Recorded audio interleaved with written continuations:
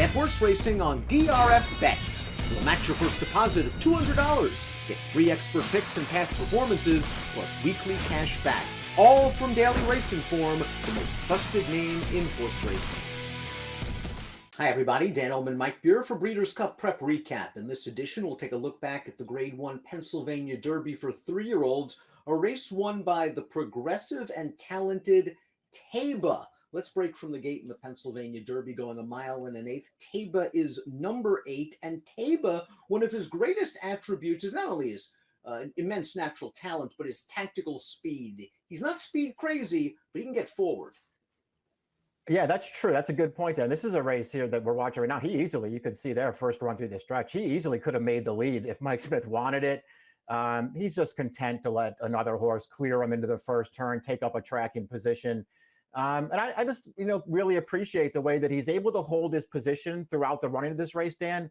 And he just stays really strongly at the end of this race. He's surrounded after the opening quarter mile by 3-year-olds that did excellent work in South Florida in the early spring. That's Wida Barrio up front. Simplification takes up a tracking position, and Taiba's just relaxing very nicely down towards the inside in the pocket.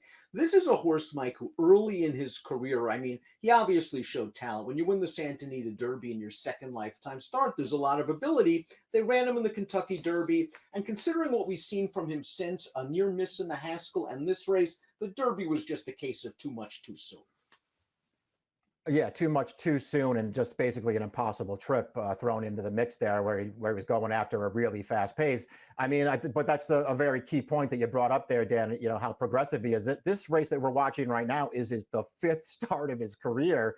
They get him to the outside here as they come to the stretch. He's going to take over from the leaders right now. And again, I just really like the way that he stays through the final furlong of this race. It feels like the 1.25 miles, it's eventually is not going to be a big problem for this horse. That's Zandon, who got a perfect trip right through on the inside, and Taiba's just running away from this horse.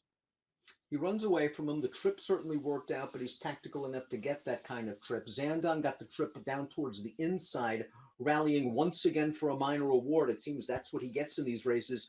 Cyberknife was the pace setter in the Travers when he finished a good second to Epicenter. He sat farther off the pace in this race. Were you surprised by the tactics here?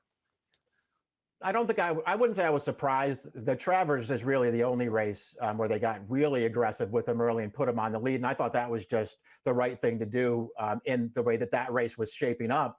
But this horse is fine from off the pace. They took him off the pace here. It's, worth pointing out that he did get bumped at the start. So maybe they didn't want to be as far back as they were. But, otherwise, Dan, I don't think you can argue too much with the trip that he got.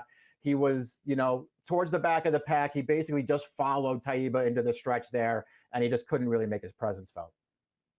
We the People 8-1 on the tote in this race. He was expected to be the pace setter, Mike, and I think at this point we have to wonder if that one big race earlier this year was just due to him enjoying an easy lead on a wet track. I think now you have to question his overall quality as it pertains to him running in these major Grade 1, Grade 2 races. Yeah, that's very true.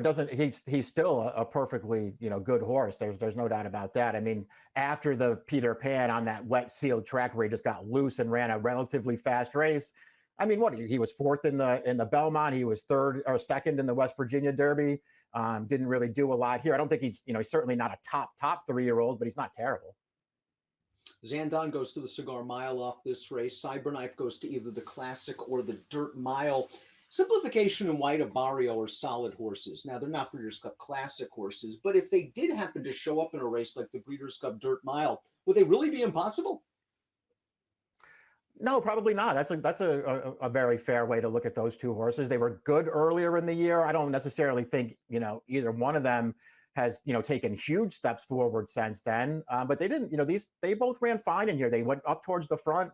They were ahead of the leaders all the way around the track, and they were no match through the stretch, but they didn't totally stop.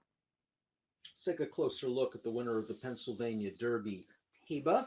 He is owned by Zandon Racing, Mike Smith, Bob Baffert. 5 starts, 4 triple-digit Beyer speed figures. The Pennsylvania Derby, a 108, a career best. He's so lightly raced, I think you can still project improvement for this horse. Now, 1.25 miles, yes, he's going to have to tackle that once again. But you mentioned the Kentucky Derby and all the excuses he had there. I don't think the Derby showed that he can't handle a mile and a quarter. And considering his pedigree, I think he'll handle it just fine. Yeah, I'm not worried about this horse, eventually stretching back out to longer distances. He deserves the chance to do that. And we certainly haven't seen his best race yet. Let's talk a little bit about who he's going to face, though, in the Breeders' Cup Classic. The two best older horses in the country. Flightline by far the best. Life is Good, the speedy winner of the Woodward and the Whitney. Where does he fit with those two horses right now? And then the second question is, if you had to take one of the 3-year-olds, Epicenter or this one, who do you take? That's a tough call. That would come down to price, as far as I'm concerned. I would probably maybe lean towards Taiba just a little bit because I just feel like he's the horse who may not take as much money as Epicenter does. I guess we'll see how that all plays out on come Breeders' Cup Classic Day. Either way, these two 3-year-olds, and I think they're both really good. They've got their work cut out for them with Flightline waiting. Taiba, 108 Buyer speed figured in the Pennsylvania Derby. We take a look at the prices for this race. It was a competitive race on paper. He was the favorite. He came through. He paid $480. The consistent Zandon completes the exacta. Cyberknife third. We'll see where he goes in regards to the Breeders' Cup. Do they cut him back for the Breeders' Cup Dirt Mile? Pennsylvania Derby might be a nice stepping stone for the Breeders' Cup Classic. We'll see if Taiba can take another step forward.